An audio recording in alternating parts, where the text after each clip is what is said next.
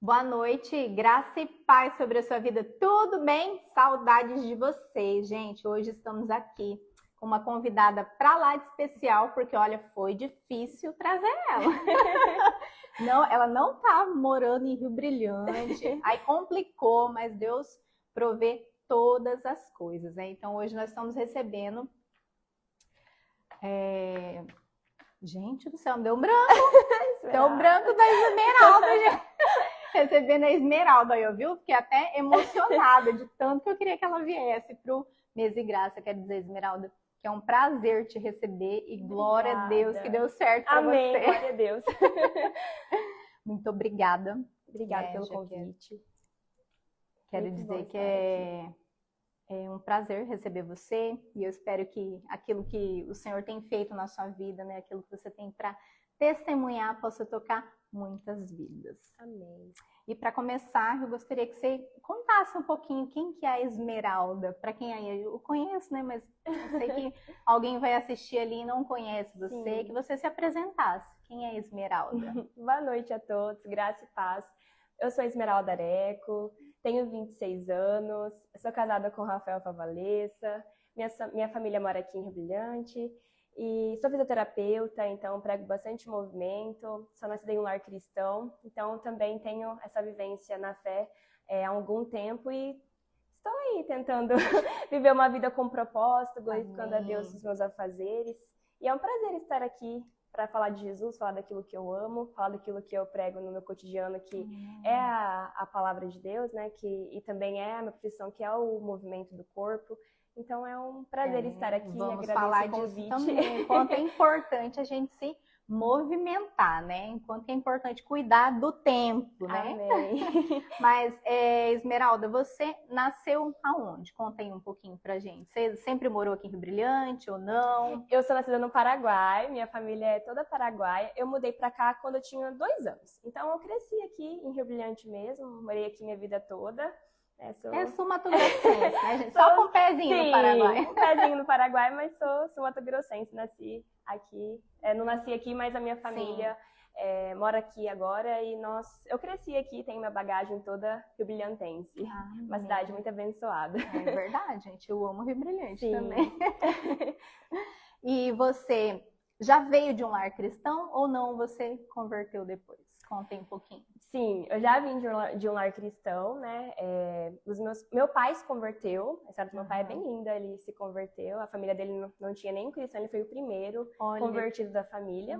A minha mãe veio de um lar cristão e eu tive o privilégio, graças a Deus, né? De ter nascido num lar cristão e eu falo que isso é um privilégio porque eu tive vários amigos, né, que não tiveram esse privilégio e a gente sabe o quanto isso gera marcas, né? A gente vem com uma bagagem ali de traumas, de experiências, muitas vezes que nós que nascemos na igreja, nós não precisamos passar, né? Claro que também tem os desafios, né? Sim. Também de você nascer num lar cristão, como a religiosidade, por exemplo, mas não se compara. Eu falo que é um privilégio ter nascido com os pais ali cristãos e que passaram esses valores para mim desde novinha. Desde pequena. Desde então pequena. Você sempre já estava ali na igreja. Desde pequenininha estava ali. Você tem algum... na escola. Olha, isso é importante. Eu falo, gente, eu não tive esse privilégio, então eu falo, gente, como que é maravilhoso. Deve ser é um privilégio. É um privilégio. Falar, é um privilégio.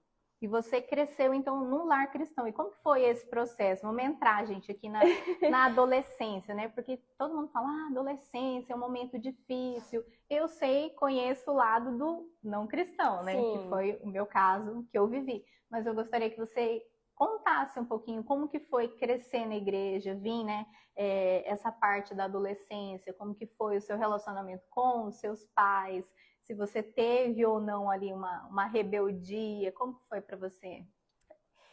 Foi uma dádiva ter passado esse processo todo na igreja.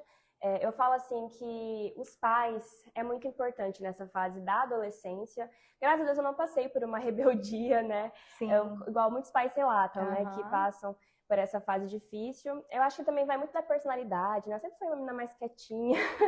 Nessa fase, então, era bem... Eu acho que eu tinha até outro problema, que era a inclusão, assim, eu era muito reclusa, assim, muito tímida. Então, era bem diferente. Eu falo que eu mudei bastante, assim, com o decorrer do tempo. Mas eu era muito fechada, assim, então era até difícil a socialização. Então, falo assim, que ter os pais nesse período presentes na vida dos filhos é muito importante. Eu sou muito grata aos meus pais, porque foi uma fase que eles sempre estiveram presentes. A minha mãe fala assim, que a minha mãe foi fundamental na minha vida, e eu falo sempre isso para as mães que eu conheço, para as adolescentes. Olha. Fique perto da sua mãe, porque a sua mãe quer o seu melhor. Então, a minha mãe sempre me aconselhou muito nessa fase. Ela me aconselhava, porque quando a gente é novo, a gente acha que a gente sabe tudo. E, na verdade, a gente não sabe, porque a gente não viveu a vida toda, a gente não tem aquela perspectiva geral do mundo. Então, é muito importante a gente ter pessoas sábias e pessoas que a gente pode se espelhar, né? E os nossos pais, eles são o exemplo que nós temos mais próximo ali, porque a gente convive todo dia com os nossos pais. Então, eu falo assim que é muito importante ter bons exemplos em casa. Sim. E eu tive o privilégio, porque eu sei que tem muita gente que tem os pais na igreja, mas que não são exemplos em casa. E eu sei dessa realidade também, porque eu já tive amigos que, às vezes, a família estava ali todo domingo na igreja, mas que não tinha os pais verdadeiramente cristãos. Na verdade, não via o cristianismo exatamente dentro de casa. Então, eu falo assim que cada um vem de um contexto, e eu sei que muita gente que cresceu na igreja, hoje nem está na igreja por muitos traumas, e que às vezes cresceu naquele contexto, mas que não viveu o evangelho dentro de casa, né? Que viveu aquela religiosidade disfarçada de estar ali todo domingo na igreja, mas que foi ferida, que não viu o amor dentro de casa, que não teve afeto. Então, eu falo assim que é um privilégio realmente ter pais que são cristãos, porque eu acho que é muito mais fácil a gente ver amor, se sentir acolhido e querer viver aquilo. Quem que vai querer viver algo que é pregado ali fora de casa e dentro de casa é uma hipocrisia? É verdade. Né? Então, eu acho assim que essa questão também no Brasil é muito forte, porque a gente fala que é um país que, em sua grande maioria, é evangélica, né? É católica ou é evangélica, mas que não pratica o cristianismo dentro de casa, dentro do lar. Tem só como um rito, na verdade. Só um rito, eu vou domingo vou lá na igreja, bato meu cartão, comecei a semana e passo a semana longe de Deus a semana inteira, domingo repete aquele processo. E é tão sério isso que outro dia mesmo eu vi uma reportagem, não vou lembrar agora qual que é, mas falando que a maioria dos presidiários são filhos de crente, tem até nome bíblico, e eu falo, gente, como isso é sério? Sim. Porque não é só o ir na igreja, né? Mas é você viver realmente ali dentro de casa. Sim. É muito importante. Eu até separei um versículo aqui, que eu queria ler com vocês, que é em Deuteronômio 6, versículos 6 e 7, que fala bem assim: e essas palavras que hoje te ordeno estarão no teu coração, e as ensinarás a teus filhos, e delas falarás sentada em casa, andando pelo caminho, e ao deitar-te e ao levantar-te. Então aqui fica muito claro do que é realmente você passar os mandamentos do Senhor. Porque ele está falando, quando você for andar, quando você for deitar, quando você for acordar. O que isso quer dizer? É no dia a dia. E isso é o evangelho. E isso que a gente não pode deixar morrer.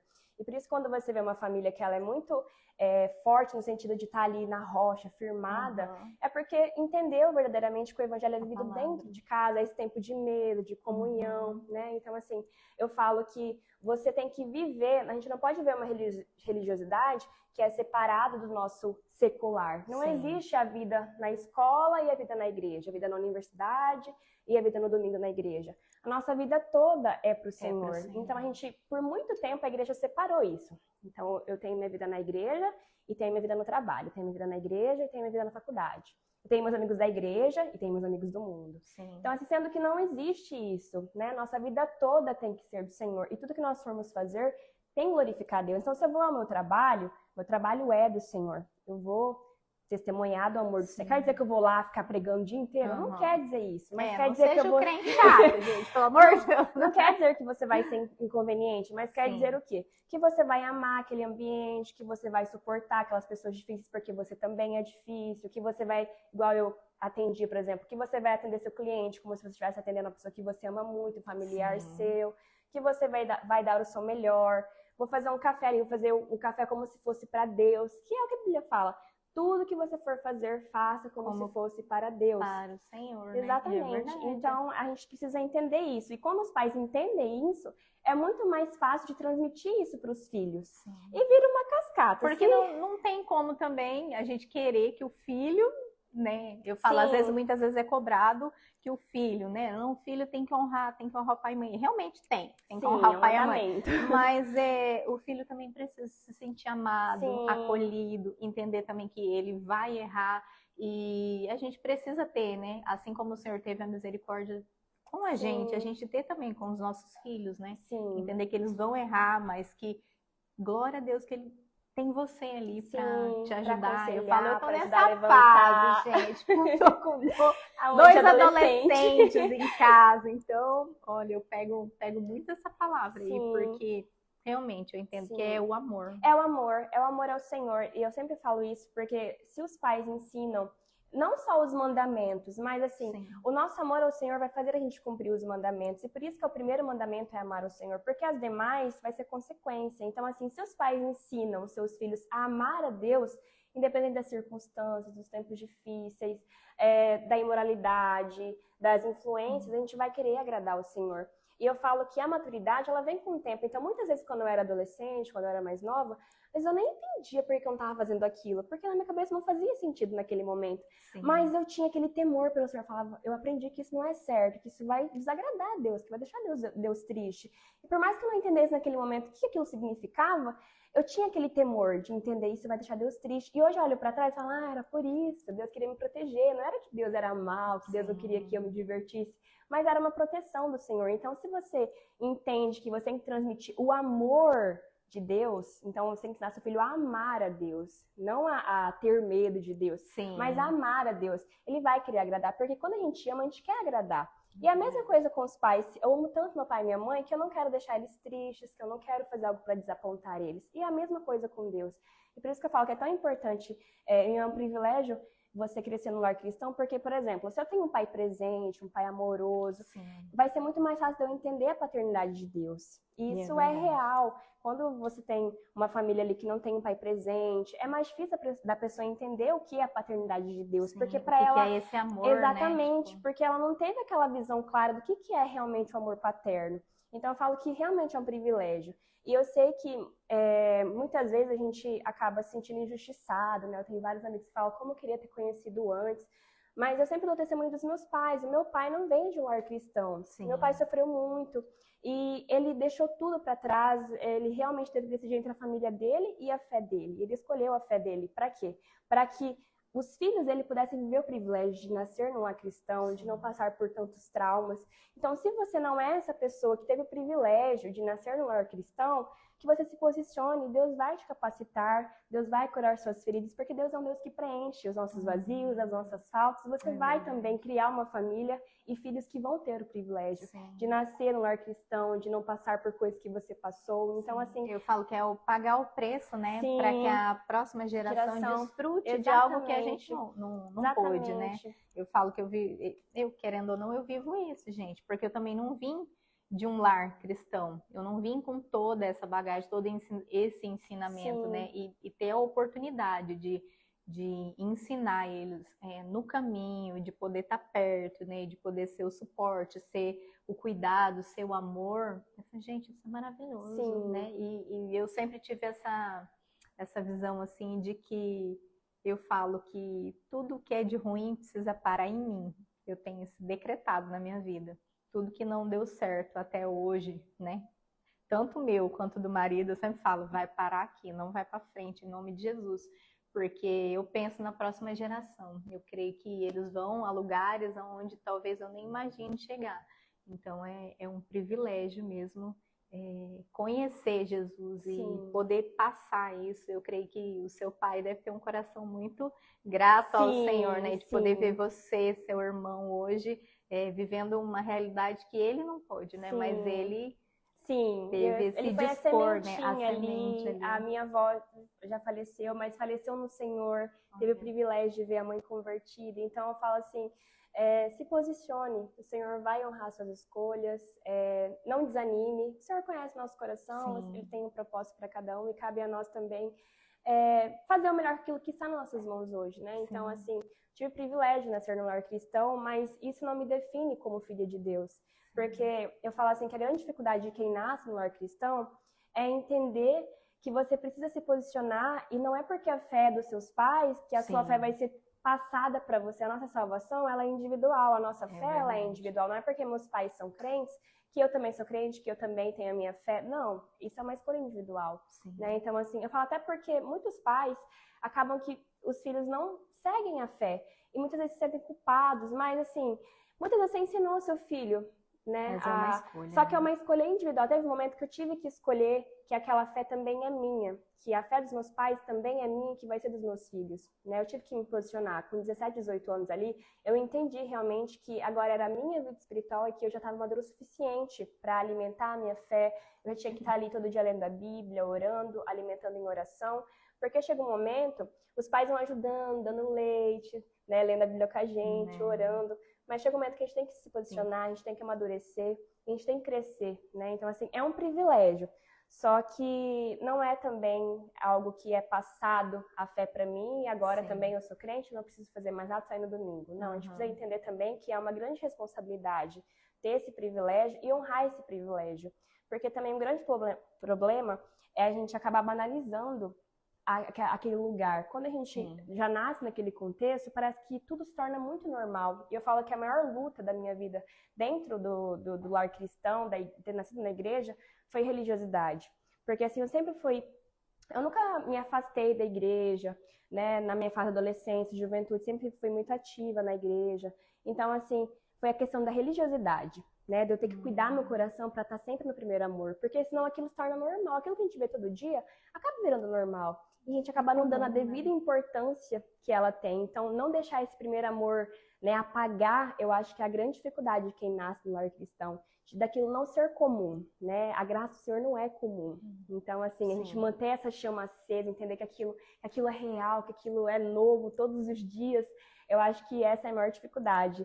Até de quem se converteu e ele, no decorrer dos anos de conversão, é você manter essa chama acesa no seu coração. E isso tem que queimar, porque se não estiver queimando, a gente vai esfriando, vai esfriando, vai esfriando, e quando vê, a gente já tá longe do Senhor, a gente já tá frio, morno. E o que o Senhor fala com quem tá morto? Quem tá morno? Que ele vai vomitar, é o que ele fala em Apocalipse, né? O Senhor não quer um crente meia boca, o Senhor não quer alguém que obedece ele e que desonra ele no mesmo dia. O Senhor quer alguém que está ali, que entende o seu erro, mas que está disposto a mudar, que está disposto a admitir o seu erro, a ser transformado, né? Então, eu falo que essa dificuldade é um processo, é um processo, gente. é todo dia. Não é porque eu nasci no lar cristão que eu sou perfeita, que eu não tive que me posicionar, que eu não passei dificuldades. Então, eu falo assim, cada um tem o seu fardo, tem suas lutas, suas batalhas. A gente não é perfeito.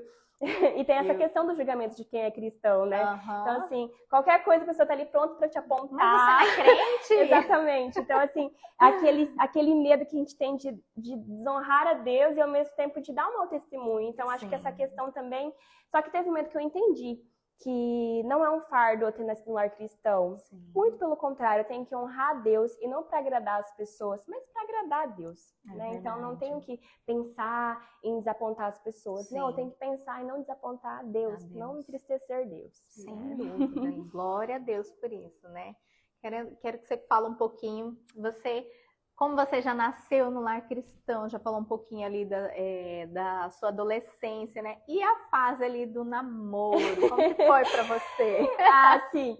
Eu e meu marido, a gente sempre fala sobre isso, a gente liderou os jovens aqui no período que a gente estava ali na Batista, antes de a gente se mudar. E a gente sempre falou muito sobre isso. Por quê? Porque a gente namorou muito cedo, né? E é uma coisa que a gente não aconselha, inclusive a gente sempre falava isso nos cultos. Por quê? Porque a gente está muito novo, a gente tem que aprender tanta coisa ainda, a gente tem que amadurecer tanto. E a gente sempre... Porque daí, às vezes, os jovens querem usar você de modelo, né? Mas deu certo para você. Mas ele sempre falava, mas a gente é exceção. Acabou que deu certo, graças a Deus. A gente teve que sofrer bastante, amadurecer bastante para dar certo. Mas a gente é uma exceção. Né? Porque dificilmente relacionamentos que começam na adolescência dá certo por falta de maturidade mesmo. Porque você acaba que você nem se conhece ainda. Agora, com 26 anos, tem coisas que eu tô descobrindo em mim ainda, que eu gosto de fazer, que eu perspectiva de futuro. Então, a gente está se conhecendo ainda, né? E eu falo assim que foi muito essencial ter meus pais presentes nessa época, porque meus pais não queriam. Você acha que eles queriam que eu namorasse tão cedo? Mas, assim, eles foram presentes, estavam ali, nos ajudaram a manter a santidade, o namoro dentro de casa, incentivando aí na igreja. Então, eu falo assim que essa fase é muito importante de ter pais presentes.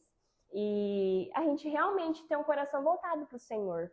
Então eu falo assim que essa fase da adolescência, a gente não aconselha, foi o que a gente viveu, mas que a gente não aconselha, que graças a Deus a gente vive um casamento abençoado hoje, mas não tem como negar que é um período que você acaba sofrendo muito, porque você é muito imaturo, então tem muita briguinha desnecessária, quem é adolescente sabe, tem muita briguinha desnecessária, você mal se conhece, como você vai conhecer o outro, né? Então, assim, até pessoas que acabam casando, falam que no começo é complicado porque você está conhecendo o outro ainda dentro de casa, a personalidade realmente. Então, pensa isso na adolescência, né? Na pré-adolescência. Então, foi uma fase, assim, que sofri bastante emocionalmente falando, mas que meus pais foram muito sábios, né, nessa questão, e a gente foi muito protegido, guardado, acolhido pelos nossos pais, e graças a Deus deu certo. Mas a gente sempre fala para os liderados, para as pessoas próximas, né, para realmente aproveitar essa fase para ter amizade, para estudar, né? Se você gosta da pessoa, conversa. A gente tem rede social, a gente tem células, né? Conversa com a pessoa, né? A gente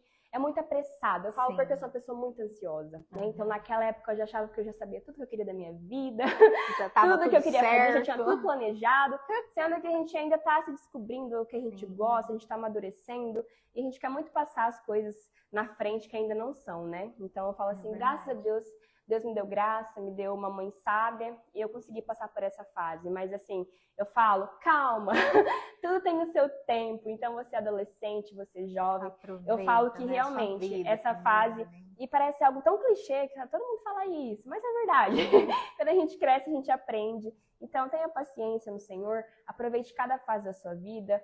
Você ser casado tem suas vantagens, você ser solteiro tem suas vantagens, você estar namorando tem suas vantagens, toda fase tem as suas partes boas. Então vamos aproveitar a fase de solteirice, por exemplo, para você trabalhar mais na igreja, para você participar das células, para você ser mais ativo, porque com o casamento vem os filhos, vem outras responsabilidades, vem o trabalho, então cada fase tem a sua tarefa. Então aproveite essa fase que você está hoje. Então, eu falo assim, essa fase é difícil, então escute os seus pais, obedeça os seus pais, para que você não se machuque tanto. Porque eu tive a sorte, graças a Deus, que nós nascemos, né, convivemos, a gente se conheceu na igreja, os nossos pais, tanto os meus pais quanto do Rafa, eram da mesma igreja. Então, assim, foi mais tranquilo, mas eu penso principalmente em meninas que, por exemplo, se relacionam com meninos que não são da igreja. O quão difícil deve ser isso, né? Então, escute seus pais, aguarde, acalme esse coração. E aquela questão, às vezes, que quer se relacionar com alguém e fala, não, mas eu vou converter. Sim, o amor evangelístico. Nunca dá certo, gente. Nunca dá certo. Não queira, Deus não te chamou pra isso. Não é verdade? Ai, sim. E a questão, assim, das amizades pra você, assim, porque como você veio de um lar cristão, provavelmente você teve essa fase na escola, ali, sempre tem, né? Como que foi o seu posicionamento, assim, com relação à sua fé, com as amizades mesmo? Como que foi pra você? Foi algo mais difícil ou não? Sim. Pra mim, graças a Deus, foi algo fácil relativamente, porque, igual eu disse, manda muito a nossa identidade, né? Então, assim, acho que a grande questão pro adolescente, nessa fase que é difícil, é porque ele não tem uma identidade. Às vezes ele não sabe quem ele é, então tudo deixa ele movido ali nas incertezas, na insegurança. Então, às vezes ele nem quer fazer aquilo, mas por insegurança, por medo de ser taxado de alguma coisa que ele não é, ele acaba fazendo, né? Eu falo porque o Rafael viveu isso. Eu nem tanto, eu falo assim que eu tive sorte nas minhas amizades, eu falo também do posicionamento, né? Eu sempre tive, assim, meus amigos sempre me respeitaram muito, então, assim, sempre fui muito posicionada na minha fé, naquilo que eu acreditava, tentava me portar de um jeito que me desse respeito, né? Então, assim, graças a Deus, tanto na faculdade, na escola, eu tive boas amizades que não queriam me obrigar a nada, mas o Rafael já foi diferente. Ele falou que teve muitas amizades que queriam afastá-lo do Senhor, que era difícil dizer não, ou que queriam levar ele para festa, para fazer coisas que não deveriam. E é muito difícil, eu falo hoje, ainda mais pela internet, porque a gente é bombardeado de informação, de comparação, de aproveitar a vida, né? Então, essa fase é muito difícil. Se você não tem uma identidade em Cristo, você acaba se moldando ao grupo de pessoas que você anda. Então, eu falo assim, nessa fase é muito importante ter amigos ali, um grupo firme na igreja. Essa fase da adolescência, pré-adolescência. Eu falo porque meu irmão, ele foi diferente de mim, que o Adriel começou a namorar faz pouco tempo, já tá noivo também, mas ele passou, assim, a adolescência, juventude, sem namorar. Então ele sempre teve um grupo muito forte de amigos na igreja. Então eles iam pra cela, posavam na casa dos amigos depois do culto. E eu vi que aquilo fortaleceu muito ele e as amizades dele. Porque eu vejo que na minha época isso não era forte. Eu namorei cedo e as amizades que eu tive, muitas hoje não estão na igreja. Elas não estão, não têm sua fé ali ativa, né? Muitas se afastaram, muitas tomaram outros caminhos. E eu falo assim que a amizade é muito importante. Eu fico refletindo sobre isso. Eu falo assim, talvez se a gente tivesse se unido, ter tido mais células, ter tido esse convívio, ter amizades que nos erguessem. Eu amo muito aquela passagem que fala dos amigos que desceram ali o paralítico pelo telhado. Porque assim, aquele homem conseguiu chegar a Jesus porque 4 amigos ajudaram ele a descer. E isso tem que representar alguma coisa.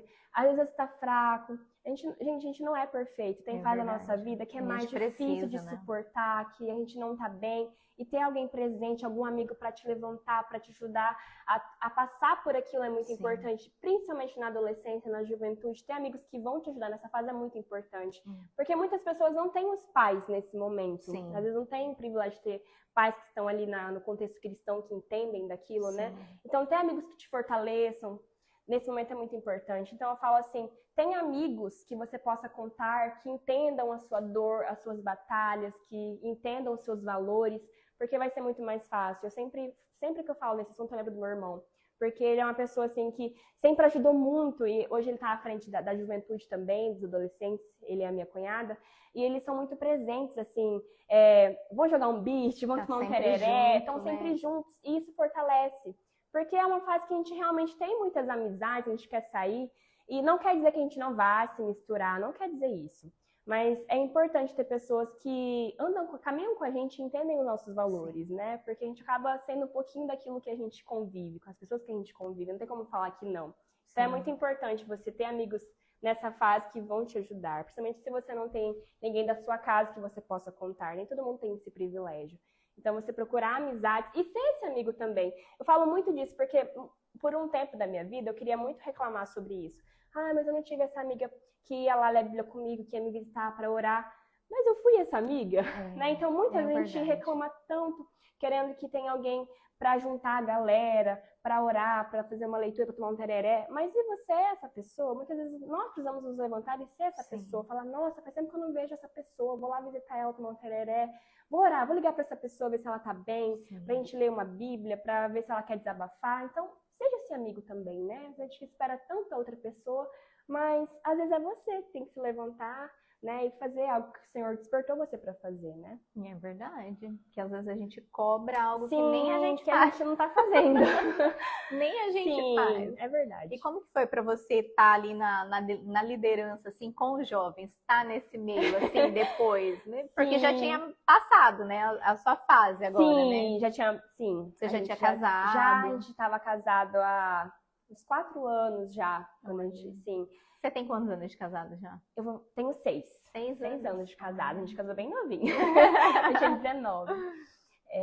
Mas assim, foi diferente. Eu falo assim que, primeiro, que mudou muito a geração. Hoje é uma geração muito tecnológica, né? Então, assim, você lidar com essa geração muito ativa no virtual, você trazer eles para aquele momento e, ao mesmo tempo, passar a seriedade da palavra e, ao mesmo tempo, entreter eles. É desafiador. Mas foi um tempo muito precioso. Eu falo assim que a juventude nos ensinou muito. A gente tentou fazer o máximo, né, pela juventude, pelo reino. Mas eu falo que a gente também aprendeu muito, amadureceu muito. Eu e o Rafael, nós somos muito gratos pelo tempo que a gente passou com a juventude como Flechas, com a Célula Ruiós. Nós amamos muito essa galera. A gente vê hoje frutificando. E glória a Deus, né? Porque tudo que a gente faz é para o Senhor, né? E que eles possam continuar servindo, amando. É o que a gente sempre quer passar. É que eles entendam o amor, né? O Senhor tem que estar acima de todas as coisas e o resto vai se alinhando. Mas foi muito bom, graças a Deus. Foi uma fase muito gostosa, muito corrida, mas que a gente aprendeu muito. E tem seus desafios, né? Tem quem não goste muito de trabalhar com a juventude, mas a gente gostou. Foi muito bom. Você acha que essa geração digamos assim, é mais inconstante ou não? Ou depende? Depende. Eu acho assim que, na verdade, é uma geração que a gente precisa... É muito imediatista, né? Eu vejo isso também. E é uma geração, por conta das redes sociais, a mente tá cada vez mais acelerada. Eu falo pela gente também. A gente fica tanto tempo nas redes sociais. Então, assim, a gente tá acostumado com aquela dopamina. Porque é tudo muito rápido, tudo muito rápido e tudo tem que ser muito legal, muito cool, muito top. E você trazer isso dentro da igreja se torna um perigo. Porque daí, se você não traz uma palavra muito cool, muito legal, muito rápida, eles não prestam atenção. E não tem que ser assim. Então, a gente sempre tentou muito trabalhar isso com o pastor Ari, que na época estava à frente com a gente, né? Depois a gente assumiu ali a liderança, de trazer um equilíbrio, de trazer... A gente tem que entender também que cada grupo não vai ir nas crianças e trazer um sermão de 1h30, algo super literal. Eles não vão entender. A gente tem que saber trabalhar com cada público, né? E a juventude é a mesma coisa. Eles vão ter o estilo deles de culto, de coisas diferentes, de comunhão, de pós-culto, de célula, mas sem perder o fundamento, que é a escritura, que é a palavra. Então, se a gente quer algo sempre muito lúdico, muito divertido, será que você está querendo só o lúdico, o divertido, a comunhão, ou você não quer saber da palavra de Deus? Então, trazer esse equilíbrio é muito difícil, foi algo que a gente passou. A gente queria trazer, por exemplo, cultos temáticos, a gente levava, mas o momento da palavra, da oração, a gente fazia vigília. Então, você trazer essa seriedade. Uma reverência, exatamente. Né? Porque não adianta a gente também ter A gente sempre falou muito sobre isso, porque na época cresceu muito a juventude, graças a Deus. Só que foi um crescimento saudável. Pessoas que ali permaneceram, pessoas que estão frutificando. Porque não adianta você ter um crescimento se você tem um crescimento ruim. Né? Então, assim, é o que eu falo do Brasil. Tem muitos evangélicos, mas evangélicos praticantes, evangélicos que vivem realmente a palavra, né? Que não abraçam a corrupção, que são sérios no trabalho, em casa, né? Então, a mesma coisa com a juventude. A gente quer sempre que eles tenham o melhor, mas que eles não percam a seriedade da palavra. Se chegar no momento da palavra, é a Bíblia corrida, é entender, é ir na EBD todo domingo, né? Porque a gente acaba querendo algo muito lúdico, jogo de luzes. Não é que é errado, igual eu falei, tudo tem a sua estratégia, tudo tem, mas aquilo não pode ser o principal. O principal tem que ser a palavra, tem que ser a célula, né? Tem que ser aquilo que realmente é fundamental na fé cristã. Trazer realmente entendimento. Exatamente, eles, entendimento. Né? Eles entender por que eles estão ali, o que eles têm que fazer, que eles têm que mudar de atitude, que tem que transformar o caráter. Porque senão acaba sendo só um movimento. Exatamente. E não tem a transformação. Não tem a transformação. A gente já viu muito disso, de terem grandes movimentos, mas não ter frutos, não ter uma transformação genuína. E é uma coisa que a gente precisa buscar. Então, eu falo que a grande dificuldade com a juventude no cenário, né, do mundo atual que a gente vive é isso. Trazer um equilíbrio entre saber evangelizar esses jovens, né, tornar algo legal de estar ali com eles, mas ao mesmo tempo também não deixar de lado o mais importante, que é a palavra, que é a convivência, que é o sentar, ficar quieto, sem conversar, ouvir a palavra e entender a seriedade da palavra. Então, é trazer esse equilíbrio. Então, eu falo assim que é o mais desafiador, porque senão você acaba sendo aquela pessoa muito retrógrada que não sabe usar estratégias, porque a gente não pode também ser ignorante. Se tem estratégias que devem ser usadas, que são boas, por que não usá-las? Né? Claro, se não desagradam a Deus ou desonram a Deus, né? Também nem tudo nos convém. Mas tem estratégias, como a internet, por exemplo. Então, a gente mexeu na época no Instagram, fazia vídeo, fazia chamada. Por quê? Porque é uma estratégia. Né? É algo errado? Não é uma estratégia. Né? Então, a gente também tem que ser sábio de saber usar as estratégias que tem nesse momento. Porque algo que pode ser ruim, como a rede social, a internet, pode ser muito ruim. Mas também pode ser muito benéfica. Pode ser um meio de evangelizar. Né? Então, é isso. É essa sabedoria entre saber equilibrar e trazer aquilo que realmente é primordial, que é o evangelho, que é a palavra. Amém. Glória a Deus. Esmeralda, eu queria que você me contasse aqui para nós uma experiência assim muito pontual sua assim com Jesus, porque para quem já veio, né, de um lar cristão, eu sei que você deve ter várias experiências, mas algo assim que foi muito pontual para você assim, que foi ali um Deus todinho ali assim, naquele momento para você. Para mim, olha, foi uma fase assim que eu me lembro quando eu me vi muito triste, assim, e passando por um momento de quase depressão. Por quê? Eu sempre passei essa hiperatividade. Então, assim, desde a época da faculdade, depois no trabalho, com a juventude, assim, então sempre muito ativa. E a gente tem que tomar cuidado também, que eu falo que é um desafio de você nascer num lar cristão, de você ser muito acelerada.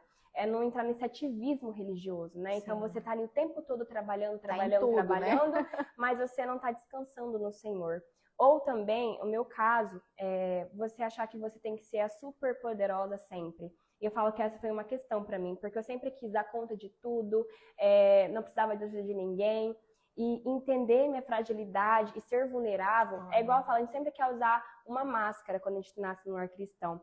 Porque assim, eu sempre quis passar a imagem de ser muito forte, de eu não passo, ou pelo menos se eu passasse pela dificuldade, não querer expor aquilo. E eu nunca esqueço quando a gente participou de um grupo de leitura lá na igreja, que era aquele livro Vida com Propósito, do Rick. E eu lembro que tinha um capítulo que falava sobre a vulnerabilidade de quem nasce na igreja ou de quem quer passar uma vida religiosa. A gente não quer mostrar aquilo que é difícil pra gente. A gente quer passar uma imagem e às vezes a gente coloca a culpa de eu não quero que as pessoas pensam que o cristão tem essa dificuldade. Mas muitas vezes a gente só não quer mostrar a nossa vulnerabilidade por questão de orgulho. É verdade. Né? Então, assim, eu acho que foi a fase assim, que eu mais amadureci na fé, porque foi uma fase diferente da minha vida. Igual eu te contei antes, com 17, 18 anos, eu passei pela minha primeira experiência, assim, de querer revolucionar. A gente tava ali... O primeiro amor. O primeiro amor, assim, que a gente queria. Eu lembro que foi a fase, tinha um grupo específico na minha igreja, e a gente ia antes da EBD orar, durante a semana de trabalho a gente ia orar, antes da faculdade. Então, assim, era uma fase que a gente tava realmente avivado. E foi um despertar, assim, pro primeiro amor, para aquela chama. Mas eu falo assim que a maturidade mesmo foi nessa fase, porque eu entendi que o ser vulnerável e o não dar conta de tudo me tornava humana e filha de Deus. Que o Senhor, ele quer alguém vulnerável, ele não quer alguém perfeito. Sim. E quando a gente vem desse contexto, a gente acha que a gente tem que ser perfeito, que a gente não pode sentir triste, que a gente não pode ter uma depressão, que a gente tem que dar conta de tudo, que a gente não pode ser uma pessoa ansiosa, e muito pelo contrário. A gente tem as mesmas limitações, mas qual que é a diferença? A gente coloca nas mãos do Senhor e entende que não é a gente. E isso que eu falo da religiosidade, porque a gente quer muito parecer, a gente quer muito ser forte. Não, eu nasci na igreja, eu não posso ter depressão, eu não posso ter essa tristeza, eu não posso pensar nisso. E às vezes até retardam um tratamento também, tratamento. Né? E foi quando eu entendi que, e isso foi muito real no meu casamento, falo com o Rafael, assim, foi muito importante na minha vida, porque ele me entendeu, amor, tudo bem, vai passar, é assim mesmo, você não tem que dar conta de tudo o tempo todo, você pode abrir mão disso, né? Então, assim, entender que nós somos vulneráveis para o outro e para Deus, né? O Senhor quer ver aquilo que você pensa que você não queria pensar, o Senhor quer ver aquilo que você não queria estar sentindo, aquela tristeza que você não está entendendo, porque Ele quer tratar isso. Você não precisa esconder isso dele. Né? Então, assim, você entender a sua vulnerabilidade é muito importante. Eu falo que foi a parte que eu mais amadureci, assim, que foi um encontro surreal com Deus. Porque eu me vi ali, que eu tava lendo a Bíblia, que eu tava indo na igreja, falei, Senhor, dizendo tudo certo, por que essa tristeza, por que esse incômodo? Mas era algo que o Senhor queria tratar. Ele queria a dependência, porque eu sempre falava, não, a gente tem que entregar na mão de Deus. Mas entregava, a outra mão tava aqui. Entregava o plano A, tava com o plano B, C, D. E não, o Senhor, Ele quer realmente que a gente coloque Ele em primeiro lugar e que a gente siga aquilo que Ele tem para nós. Sim. Né? Então, entender essa vulnerabilidade, né? Entender que não é sobre a Esmeralda, não é sobre a família da Esmeralda, não é sobre o casamento da Esmeralda, é sobre Jesus. Ele tem que ser o centro, ele que tem que ser aquilo que as pessoas veem em mim, né? E eu falo que isso é muito importante. Não é se preocupar com a fama da Esmeralda, com o testemunho da Simone, não. É com o testemunho de Jesus, né? Então, o Senhor, Ele ama pessoas vulneráveis, Ele ama pessoas que dependem dele. Você não precisa ser forte o tempo todo, muito pelo contrário, nas nossas fraquezas, que realmente nós somos fortalecidas pelo Senhor. E eu falo que esse foi o testemunho, assim, que mudou a minha vida, que eu entendi que não é a Esmeralda super crente, a Esmeralda que nasceu na igreja, não. A Esmeralda é uma pessoa comum, que tem batalhas comuns, de pessoas que conheceram Jesus depois, mas que enfrentam as mesmas dificuldades. Não é porque eu nasci num lar cristão que eu tenho menos batalhas, que eu tenho menos dificuldade, não. Todo dia a gente é bombardeado por comparação, por inveja, por ganância. Então, todos os dias, não tem como falar que não. Mas a diferença é a gente entender que a gente precisa ser transformado dia após dia após dia, entender também que a gente não é perfeito. E quando você entende que, quanto mais cedo você entender que você não vai beirar a perfeição, que você não é a super Esmeralda, leve, que você não dá conta de tudo, que você não tem que saber tudo, que você não tem... Então, eu falo que a vulnerabilidade, você realmente descansar no Senhor. Igual eu falo, descansar. Porque é muito fácil falar, você tem que descansar em Deus. Mas você nunca descansa. Você está sempre ali com plano B, plano C, plano D. Você nunca descansa realmente no Senhor. E eu falo que essa fase, eu realmente aprendi a descansar em Deus.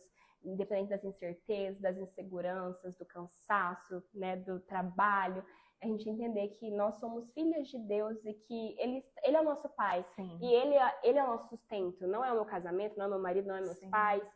É Deus que é o nosso sustento. Amém. É Ele que provê, né, tudo aquilo que nós precisamos. Então eu falo que isso é o principal, entender que Deus tem que ser o primordial na sua vida, que muita gente acaba disfarçando, escondendo, mascarando aquilo que é uma falta ou aquilo que a gente quer passar para as pessoas, e não é. Nós temos que passar Jesus, ver Jesus na vulnerabilidade. A gente não quer expor algo porque a gente não quer, não, Deus me livra, quem saber disso, mas é nesse seu erro, é nessa sua falha, essa sua insegurança que Deus vai tratar outras pessoas. Sim. Eu amo muito aquela música do Rodolfo, o Rodolfo fala muito sobre isso, né, que das feridas dele, né, do testemunho dele, ele queria alcançar outras pessoas que passaram por aquilo. Das então, minhas feridas, exatamente, saia poder para curar. Eu amo muito esse louvor dele por conta disso, porque a gente muitas vezes acha que tem que passar sozinho por aquilo, mas não, o seu testemunho vai alcançar outras pessoas e vai ajudar outras pessoas que estão passando por aquilo também. Sim. Então eu falo que isso é muito importante. Para mim, entender, descansar e ser vulnerável, a palavra é ser vulnerável, porque eu sempre vivi com como é que eu falo? Com uma proteção, assim, com uma casca mesmo, assim, que eu não queria me expor, não queria, assim, sempre tive amigas, mas não queria ser muito íntimo pra não contar, pra não contar da minha ninguém vida. ver o que eu tava passando. Exatamente, entendeu? Nunca queria aparecer, mas não. A gente tem que ser vulnerável, a gente tem que ter amigos que a gente possa contar a nossa dor, chegar dos nossos pais, do nosso marido e falar, olha, tá difícil isso, tô passando por isso no trabalho, tô passando por isso na minha profissão, tô passando por isso dentro de casa, com meus filhos. Então a gente precisa realmente ser vulnerável, né, com as pessoas certas, claro, e principalmente com Jesus. A gente é tão vulnerável com todo mundo, fala com todo mundo e esquece de realmente falar com aquele que está ali, sem nos julgar e querendo nos ajudar naquele momento. Disponível, né? O tempo todo. E é verdade, eu falo que muitas vezes a gente mesmo precisa reconhecer, né? Sim. Ali o que a gente está vivendo no momento, assim, para que o Senhor possa fazer. Eu falo, se nem a gente consegue reconhecer, como que Deus vai fazer, gente? Sim. Eu sempre bato nessa tecla que eu falo, tem curas que o Senhor quer fazer em nós, mas muitas vezes nós não somos curados porque a gente não reconhece que tem. Sim. A gente acha que tá tudo bem, aí você vai levando, aí você vai vendo que não tá tudo acha bem. Que já tá ótimo, tá perfeito, tá né? Tudo lindo. Sendo que não, e é o que eu falo, quando a gente mais se aproxima da palavra, quando a gente mais lê a Bíblia, se aproxima de Jesus, mais falhas a gente vê na gente, mais coisa a gente tem que corrigir, porque é isso que a palavra faz. Quanto mais próximo da luz, mais sujeira eu vejo, né? Então, assim, você buscar realmente ser parecida com Jesus é difícil, porque a gente é muito impulsivo, a gente sempre tem pensamentos ruins, a gente sempre, então assim, é uma luta constante de ser um pouquinho daquilo que Jesus foi. Então, realmente é uma busca diária, então não é porque eu leio a Bíblia uma vez, que eu vou no culto no domingo, não. É diário, tem que fazer parte da nossa vida. É uma construção busca, diária, uma busca diária. Hoje você não está morando em Rio Brilhante, né, Esmeralda? Hoje você mudou. Como que foi para você essa mudança e com relação à igreja, assim, como que foi para você agora? Novo local, novas pessoas. Sim, eu falo assim que o mais difícil assim foi a questão da família, ficar um pouco longe, né? Agora tá sendo muito bom essa fase agora que nós estamos passando aqui com os nossos pais, porque realmente a saudade é difícil. E assim, da igreja, eu falo que é a cidade grande, né? A gente tá ali em Curitiba. E assim, tem quase 30 mil membros. Então, assim, quando a gente chegou lá no primeiro culto, a gente assustou. De ver aquele monte de gente. E eu falo assim, que você tem que realmente se cercar de pessoas nesse momento, assim. Eu falo que eles são muito organizados, porque você chega lá, já tem pessoas te recepcionando, te incluindo em células. Porque, assim, na cidade grande, em grandes centros, realmente são os pequenos grupos. Então, assim, muitas células para você ter um grupo e ter comunhão, porque se você só vai para a igreja, você vai, chega lá, senta, canta os louvores, ouve a palavra e vai embora. Se você não tem comunhão, se você não procurar ter comunhão. Longe, né, também, sim, né? porque é muitas pessoas, então as pessoas chegam ali, sentam, cumprimentam, acabou o culto e vai embora. Sim. Então, assim, mas na hora do culto eles passam lá o QR Code para você entrar no site da igreja, você entra em contato com a diretoria e eles encaminham você para uma célula. Então, nós estávamos também frequentando a EBD.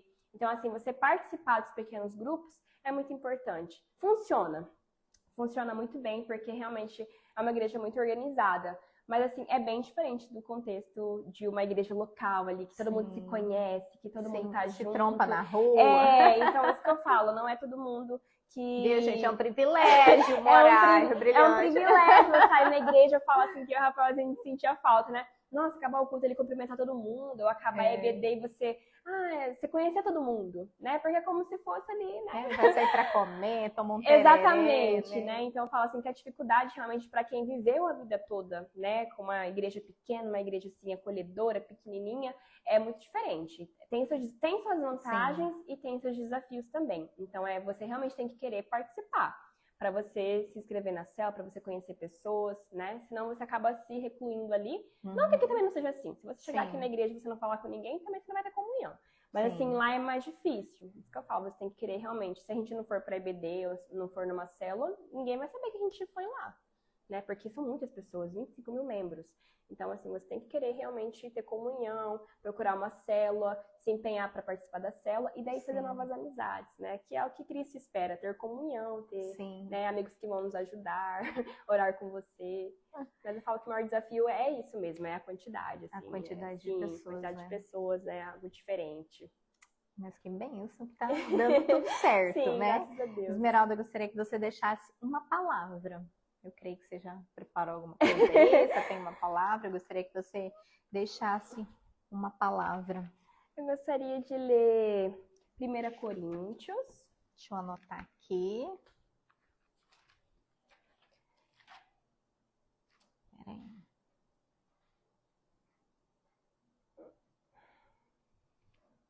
Primeira Coríntios. 6, que eu falei que a gente ia falar um pouquinho do corpo também, né? Tá, 1 Coríntios 6, 19 e 20.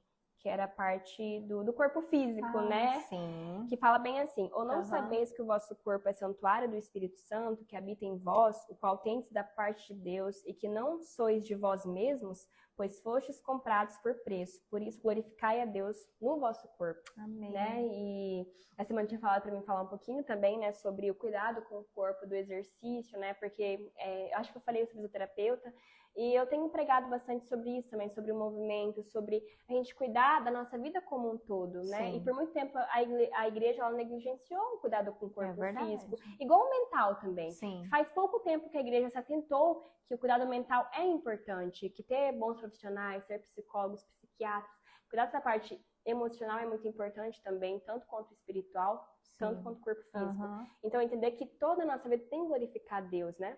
Eu amo muito Coríntios porque fala muito sobre isso, né? Aquele versículo também que fala que tudo que você for fazer, seja para o Senhor, seja para a glória de Deus, quer comais, quer bebais, né? Fazer tudo para glorificar o Senhor.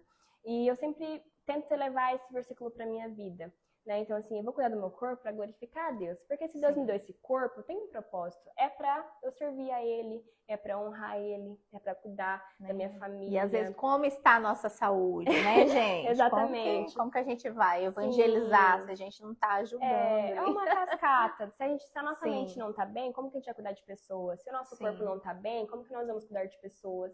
Então, é cuidar do nosso corpo como um todo, né? Corpo, mente, né? Nossa alma também. Então, eu falo assim, que realmente glorificar a Deus em todas as coisas. É no trabalho, na faculdade, é no corpo, né? Faz um exercício, um esporte, seja na sua família, seja na sua saúde mental, né? Então, assim, não é pecado fazer terapia, não é pecado ir para academia. Claro que também nós precisamos atentar também com a vaidade, com certeza. Mas eu acho que a grande questão é realmente entender que tudo na nossa vida tem que glorificar a Deus. Então, eu tenho que glorificar a Deus, cuidar da minha saúde. Como que eu vou estar orando por cura se eu não cuido da minha saúde? E as minhas ações estão me levando a doenças, né? Daí a gente precisa realmente ter prudência em tudo na nossa vida. E essa é uma questão. A gente precisa cuidar do nosso corpo para que a gente possa servir melhor nossa família, né? Eu sempre falo muito sobre isso, né? Quero ter meus filhos, se Deus quiser. E como que eu vou brincar com eles? Como que eu vou cuidar deles se eu não tiver uma saúde? E, né, então, eu sempre falo muito sobre isso, que a gente precisa ter um objetivo claro. Então, eu quero ter mais saúde para poder cuidar melhor da minha família, dos meus pais, futuramente, dos meus filhos, cuidar melhor da minha família, né? Então, assim, tudo tem que ter um propósito. Eu quero cuidar do meu corpo para ter saúde e poder viver para a glória de Deus. Amém. Eu quero cuidar da minha mente para ser uma pessoa saudável, não ter relacionamentos tóxicos, não ser uma pessoa, né, que tenha faltas. Né? Então, a gente precisa cuidar de tudo. A gente tem que entender que tudo do nosso corpo, da nossa vida tem que glorificar Deus, que não é uma vida separada, que não é uma vida que eu só vou ler a Bíblia e não vou cuidar da minha saúde física, da minha saúde mental, né? Então eu falo assim, que entender que toda a nossa vida, ela tem que glorificar Deus. Sim.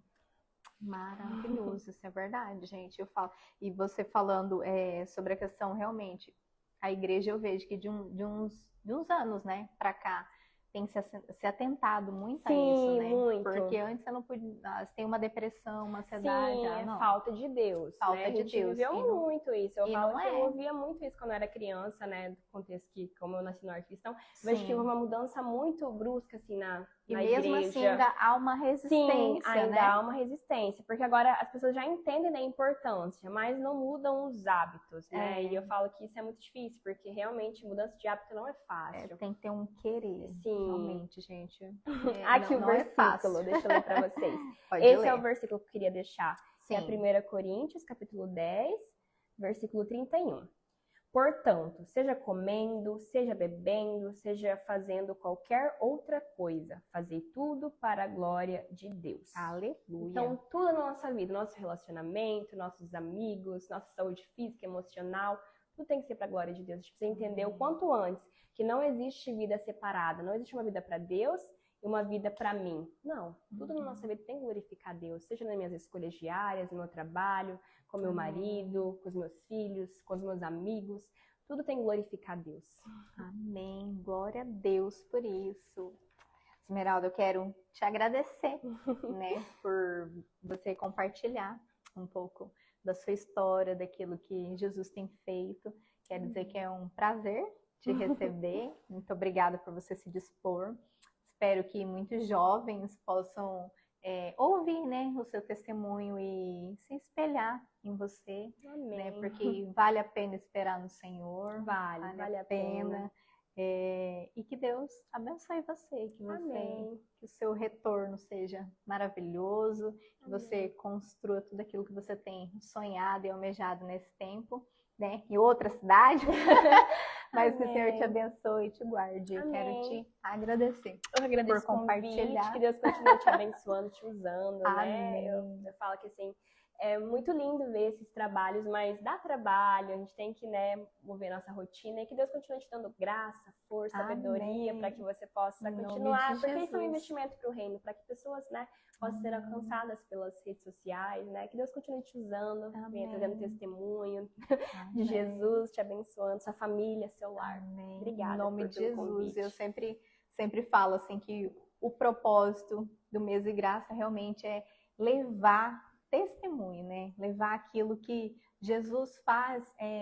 Jesus é multiforme graça, né? Sim. Cada pessoa tem o seu testemunho, tem a sua história, mas que de alguma maneira, né, os testemunhos eles possam tocar vidas. Que um dia eu fui essa pessoa que precisei ouvir um testemunho para me avivar, e aquilo me gerou esperança. Então, o intuito do Mês de Graça é isso, que é levar Jesus. Não é sobre mim, não é sobre você, mas é sobre Jesus. Sobre Jesus. Amém? Amém? Obrigada. Eu que agradeço. Gente, eu quero agradecer vocês e até o próximo Mês de Graça.